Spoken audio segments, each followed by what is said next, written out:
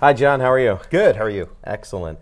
Tell us a little bit about your role at MEC. Sure. So I currently head up our digital content marketing practice at MEC, which in effect means I'm leading the design and development of our brand studio at MEC. If I take a step back real quick, the core insight that's driving that is obviously the world has changed profoundly, and a lot of consumption of content is happening through some sort of feed. So our proposition is about reaching audiences at the intersection of social discovery and engagement. So that's lightweight content, like graphics, photos, Vine videos, and extending into that middleweight content, like, again, using an infographic as an example of lightweight, an explainer video would be an example of that middleweight. And what's the heavyweight content? Heavyweight is long form, episodic, feature film, game production, so on and so forth. Got it. You know, I want to go back to an article you wrote for CMO Magazine. It was wonderful. It was entitled "Native Programming: Why Killer Content is So Crucial." And you know, there's a question that came out of it that I think everyone would benefit from hearing you talk a little bit more about. Is why does killer content matter so much now and in the future?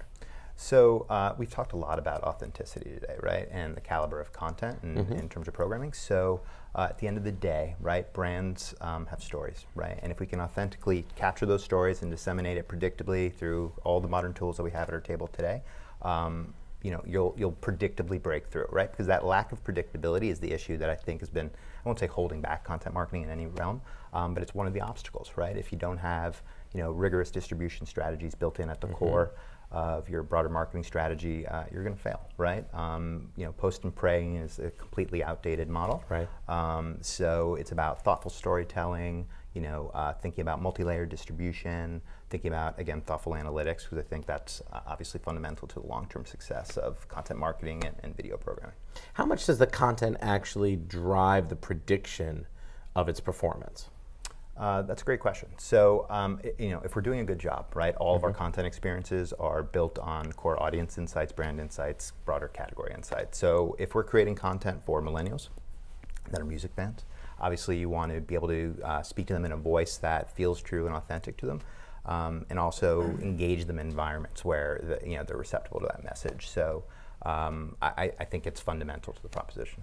Now, you talk about authentic. How authentic can a brand on its own speak to its audience? Can it actually engage in the vernacular of its audience?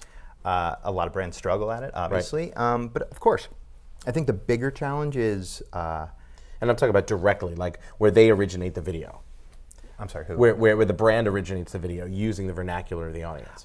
That's where authenticity becomes an issue, right? Right. So that's where we're seeing kind of this intersection of borrowed equity and brand equity, right? So we need to tap into folks that have credible, either tap into influencers that have credible audiences, tap into their relationship to their audiences. Because I think if a brand comes out and starts speaking in you know, modern day parlance, it doesn't feel right or entirely unique.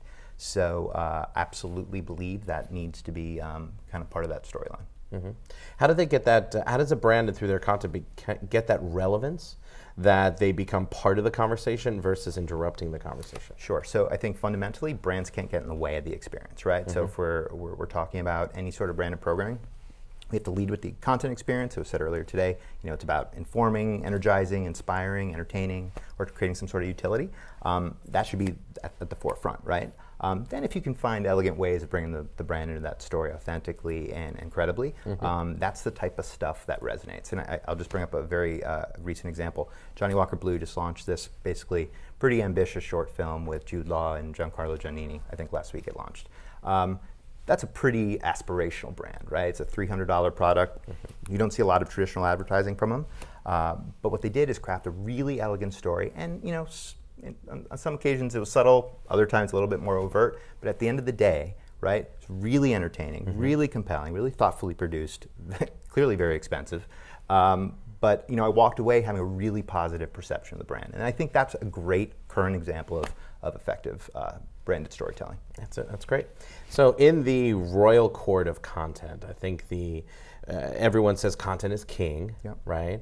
Most people would agree the queen is distribution.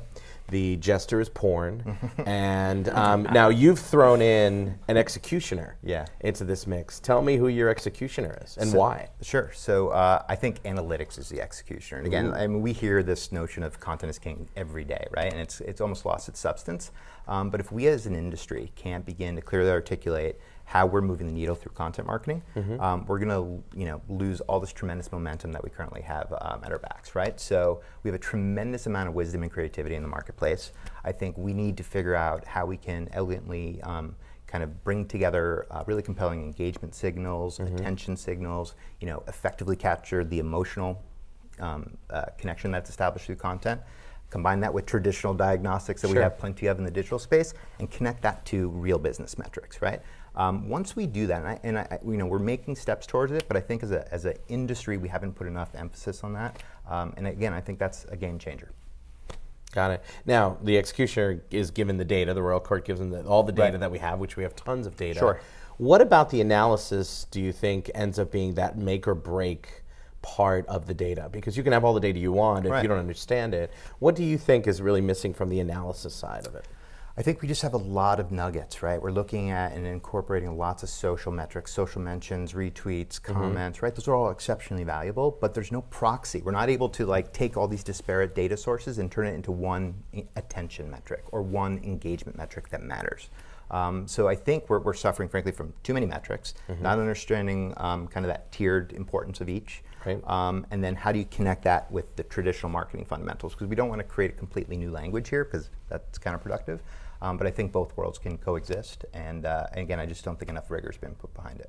So you're talking about all this data on the social side and digital and with content, and you're talking about connecting that to traditional marketing. Can you go one step further and connect that to commerce? So we get content and commerce together? Of course. So I'm really energized by the potential of content and commerce. So there are a few brands out there that have been killing it for a long time, right? So Thrillist launched Jack Threads. Thrillist is this pretty culturally relevant modern spend lifestyle destination, launching a new kind of retail division in Jack Threads. They've elegantly created this thread of kind of the authentic connection they've always had with their audience, and now applying that to kind of the Jack Threads story. Always thought that was very compelling, and again, that's retail on lifestyle. That's a natural fit. I think you're seeing even more ambitious brands enter the fray, like Vogue's doing some interesting things on Instagram right now, where you can actually like products that are being featured through photos. And the mechanics of the commerce experience are a little convoluted, but I really appreciate the ambition. You click a like, it sends you an email, and then you follow through on the commerce experience after the fact. But as we move forward, and as we're seeing in feeds, especially on Twitter, we're seeing just elevated levels of richness and dynamicism occur. I'm pretty stoked about the idea of leveraging content, right, as a mechanism to drive commerce in that feed experience. The example that keeps coming to mind, I don't know if the group is familiar with Not Impossible Labs, but Mick Eberling has done a phenomenal job of kind of making this really clear intersection of humanity and social good, right? It's a program that he led called Project Daniel. Very inspirational, very inspiring, very progressive. Imagine using that a minute worth of content and then having the call to action, donate now. Right, just really compelling. I just think the application, we think of commerce through buying and purchasing, but I think honestly it's just driving that emotive action, right? So I'm a brand marketer by trade, but I love the idea of content being a mechanism to just drive some sort of meaningful response for businesses and brands. Yeah, that's fantastic. So we know a lot of this was innovative years ago. It's become a little bit more repeatable now, where we have templates that we can work from and we can iterate on our past solutions, so we don't have to reinvent the wheel every time we want to do something like this. You threw that word in there, that very special word, predictable, early on. What makes this now for going from innovative to repeatable to predictable? It's a great question. So there are lots of tools out there that have emerged, and honestly, taking a step back, pay to earn media as a concept is a 60, 70-year-old concept, right? Nothing new. But the tools that we have today to actually activate against that is pretty interesting. So the analogy or metaphor that I use, at least internally a lot, is the CMO as like this either DJ's a little cheesy, but as kind of an editor-in-chief, right? He's sitting on top of all these amazing content assets in a lot of different forms. Maybe like a conductor. Conductor, maybe better, right? I've used that too.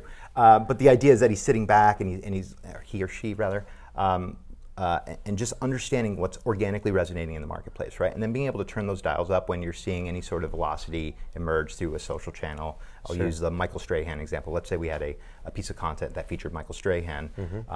6 months ago, right? This weekend he was inducted into the Hall of Fame. That'd be a great opportunity to just plus up the paid media support to tap into the cultural relevance that's emerging. There's some interesting technologies emerging on YouTube, which are essentially modern day influencer tools that allow you to harness social enthusiasm and allow you to drive that predictable social distribution. Companies like Zephyr and folks and other MCNs in the space are really driving a lot of progress there. And I just think there's a lot of creative opportunities and frankly a lot of interesting earned media opportunities as well. Fantastic. Thank you so much for your time today, John. Of course. Thank you. Thank you.